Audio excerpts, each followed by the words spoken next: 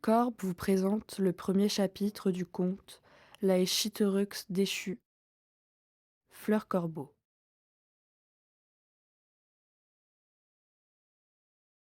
Le puits de solitude face à la multitude, éternelle lassitude. On finit par plus rien sentir à part un grand vide terrifiant, et on est plongé dans l'espoir qu'un jour on aura fait le tour. On cherche dans la foule ce regard inconnu, et on en devient vite déçu. Enfermé dans son château, un jour on sautera de tout en haut, on s'écrasera sur le sol et nous poussera une auréole. Petit ange s'élève dans le ciel, mais point de courage, et elle n'ira pas très haut. Petit ange rencontre un nuage, et elle en fera son plumage. Et ainsi bello et chenapan, et elle racontera une belle histoire. Et elle ne se pensait jamais ni envoûtante ni charmante, munie de ces faux-semblants qui elle jouissait à entretenir. Enivrante, enivrée plutôt, et flottante d'incertitude. Un jour, dans le miroir, Yel s'aperçut qu'elle ne se reconnaissait plus. 3 cornes lui avaient poussé dessus, et Yel avait un nez crochu. Des joues creusées et un air effarouché s'étaient dessinés. Maudissant les cieux sans remords, Yel s'effondra. Ses yeux se voilèrent un instant, et dans le miroir à nouveau regardant, Yel comprit qu'elle n'était pas clairvoyant. Car ses 3 cornes, son nez crochu, ses joues creusées et son air effarouché s'étaient tous échappés. Ne restait rien que son visage satisfait, fort parfait désormais. Très heureuse de sa beauté, Yel partit se pavaner. L'allure fière et entraînante, Yel était devenue souriante. Mais la déprime pointa le bout de son nez, et sa beauté s'en fut allée. Son allure devint tout à fait lassante, une masse molle sans importance qui ne mérite pas l'existence. Yel rentra s'enterrer chez soi, rumina longuement sans fatiguer la cause de la disparition de son joli visage.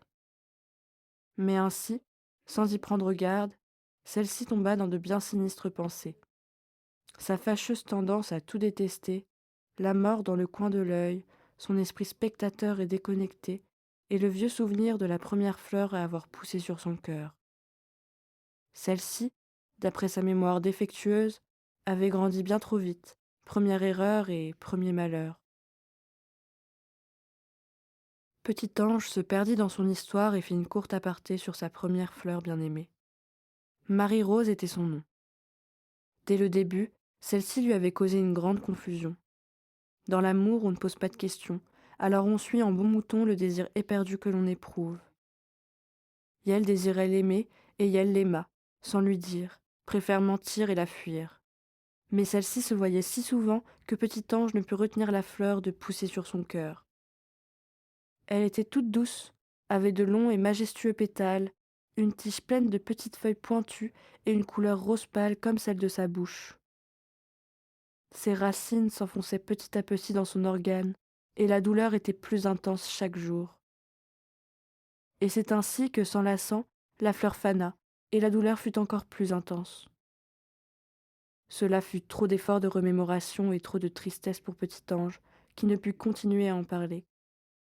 Ainsi, Yael reprit son histoire là où elle en était. Il s'avérait en fait que le nouveau visage de Petit Ange avait été entièrement imaginé par son cerveau, et qu'aucun de tous ces nouveaux apparats n'était réel. Tout n'était qu'illusion, comme bien des choses autour de lui. Le mal causé par cette hallucination lui était inconnu, bien qu'évident. Sa déprime irrésistible, sa capacité à imaginer le pire, et par-dessus tout sa paranoïa grandissante, causée par une consommation trop importante de shit.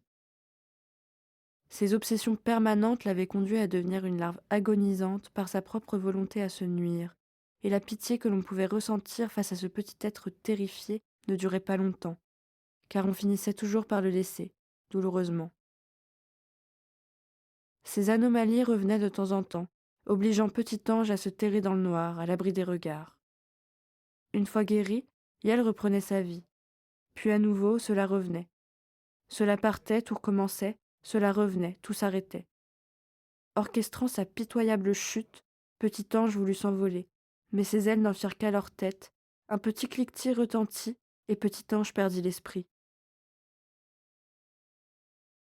Perdu dans ce désespoir semblant sans fin, Petit Ange décida de disparaître, Dans le malheur et dans l'ivresse, Yael savait que sa personne ne comptait plus pour lui-même. Son cerveau matrixé tournoyait dans le brouillard, délirant dans ses pleurs et croulant sous l'ampleur de son délire. Yael arracha la fleur fanée sur son cœur et la jeta. Puis, autour de lui, il faisait noir, et son lit devenait son seul amour. Clic. Son empathie, son envie d'aimer autrui provenait du fait qu'Yael ne s'aimait pas. Et dans sa quête du bonheur, Yael se dit que c'était plus facile de ne pas être lui. Une nouvelle fleur pousse sur son cœur, celle de lui, sans être lui, un petit être fraîchement conçu. Fleur Corbeau, dans toute sa splendeur, était née grâce au malheur. Elle serait l'obsession de Petit Ange et son unique moyen d'avoir envie de vivre. Fleur Corbeau était désormais la reine, régissant sur ses humeurs, en l'aimant de tout son cœur. Son histoire était terminée. Tout le monde dormait, à point fermé. Une nouvelle fleur pousse sur mon cœur. Roi, reine, la couronne s'illumine. Porte grande ouverte, couloir sombre. Poème perdu dans les flammes accidentées. Dégoûté. Je ne t'aime plus, je n'aime que moi, et tu ne seras plus dans les rêves qui à mon réveil en ton esclave me transforment. Sophie a trop marqué mon esprit, dénuant mon visage de tout sourire en compagnie d'autres personnes qu'elle. Renouant l'instant, j'avance sans penser le passé de mille façons interdites.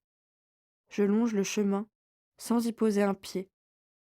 Tu vas adorer l'éternité. Croix, croix.